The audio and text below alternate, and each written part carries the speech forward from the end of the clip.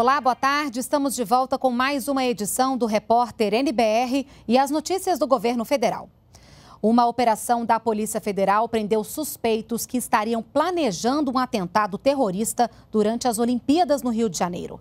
Paulo La Sálvia traz ao vivo as informações para a gente direto do Palácio do Planalto. Oi, Paulo, boa tarde. Quantas pessoas foram presas?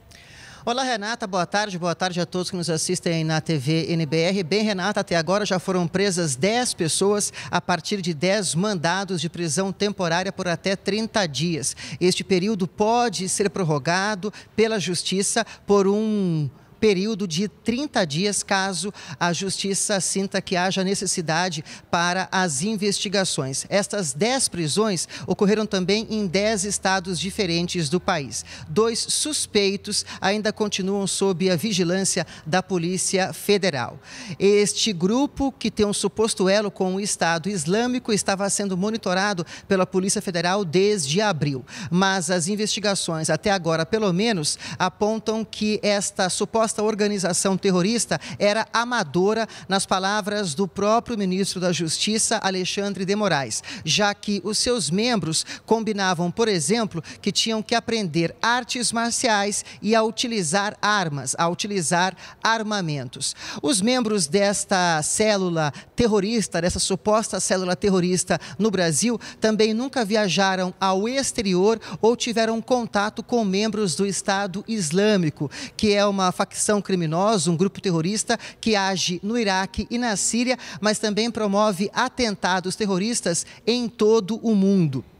O grupo também não mostrou, pelas investigações que foram feitas até agora, que possuem técnicas ligadas ao Estado Islâmico e, por isso, não podem ser consideradas, pelo menos até o momento, uma célula terrorista organizada, como outras já foram desbaratadas ao redor do mundo. Em compensação, as autoridades brasileiras tiveram a atenção despertada por conta desse grupo terrorista a partir de 2 ações que eles realizaram nestes últimos meses. Primeiro, um juramento de lealdade ao Estado Islâmico chamado batismo. Isso foi feito pela internet. E depois, por meio das redes sociais, membros dessa suposta célula terrorista aqui no Brasil disseram que estavam prontos para cometer atos preparatórios. Foram esses atos preparatórios que despertaram, que deflagraram essa operação da Polícia Federal, segundo o próprio ministro da Justiça, Alexandre de Moraes. Lembrando que antes da Polícia Federal deflagrar a operação, que ocorreu no fim da manhã desta quinta-feira, ocorreu uma reunião aqui no Palácio do Planalto entre o presidente em exercício, Michel Temer, o ministro da Justiça, Alexandre de Moraes, o diretor do departamento, o diretor-geral da Polícia Federal, Leandro Daiello, e também o ministro do Gabinete de Segurança Institucional, o general Sérgio Etchegoyen. A operação foi deflagrada depois deste encontro, desta reunião aqui no Palácio do Planalto. Segundo o ministro Alexandre de Moraes, o Brasil, na verdade, o risco de ataque terrorista não aumentou nas Olimpíadas do Rio de Janeiro, mas o ministro afirmou que o governo brasileiro está atento para enfrentar qualquer atentado. Nós não vamos esperar 1 milímetro de qualquer ato preparatório, por mais insignificante que possa parecer, mesmo numa célula desorganizada como essa, mas qualquer ato preparatório, por mais insignificante, vai ter uma reação rápida, dura e certeira do poder público. Não aumentou o risco, não há risco, continua a nossa classificação, nossa e das agências internacionais, a mesma. Não há probabilidade, a probabilidade é mínima de que haja algum ato terrorista no Brasil durante as Olimpíadas. Agora, a possibilidade, como eu venho dizendo, não é só no Brasil, é no mundo todo. E dentro da possibilidade, nós vamos agir da maneira mais dura possível.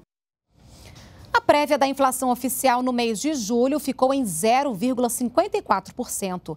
Os números divulgados hoje pelo IBGE mostram que o valor é menor que o registrado em julho do ano passado, que foi de 0,59%. O preço dos alimentos e bebidas é o que mais tem pressionado a inflação, como o arroz e o feijão. O arroz teve aumento de 3,3% em média, já o feijão carioca subiu cerca de 58%. A safra do produto enfraqueceu por problemas climáticos.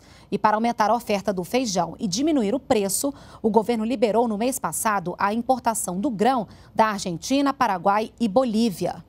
Por outro lado, outros itens ficaram mais baratos, como a energia elétrica, que caiu 1,65%, e a gasolina, que teve redução de 1,11% nos preços. Mais de 50% dos jovens que querem fazer uma faculdade contam com programas sociais de educação do governo federal. É o que mostra uma pesquisa sobre a visão dos estudantes brasileiros em relação aos programas da área. Para o ministro da Educação, o resultado é reflexo das medidas que o governo tem tomado para garantir o acesso à educação superior. São políticas públicas do Estado brasileiro, que precisam ser preservadas, ampliadas e melhoradas. Essa é a direção que nós vamos perseguir. Então, programas como o ProUni, como o FIES, que tem grande impacto na vida dos jovens, o Enem, estarão sempre sendo aprimorados e ampliados dentro das limitações orçamentárias do governo para atender cada vez mais jovens que queiram ter acesso a uma educação de boa qualidade. Termina hoje o prazo para os estudantes pré-selecionados no FIES concluírem a inscrição no sistema do programa, que é o fiesseleção.mec.gov.br. Os candidatos que ficaram na lista de espera também devem ficar atentos à divulgação dos nomes e concluir a inscrição no sistema no prazo de 5 dias úteis após a publicação. Para ter acesso ao financiamento da educação superior, é preciso que o candidato tenha renda familiar mensal bruta por pessoa de até 3 salários mínimos e tenha participado de alguma das edições do Enem a partir de 2010. Para este segundo semestre, foram oferecidas 75 mil bolsas de estudo. E o Ministério da Saúde liberou 3 bilhões de reais para a manutenção e expansão dos atendimentos oferecidos pelo SUS. Deste total, quase 2 bilhões foram repassados aos fundos municipais de saúde. Os outros 1 bilhão e 100 milhões de reais foram pagos aos 26 fundos estaduais e o do Distrito Federal. Segundo o ministro Ricardo Barros, o compromisso do governo é a recomposição do orçamento da saúde para que o serviço seja ampliado e cada vez mais qualificado. E nós ficamos por aqui, voltamos a qualquer momento com outras informações ou na próxima edição do Repórter NBR, às 4 da tarde. Acompanhe também as novidades em nossas redes sociais.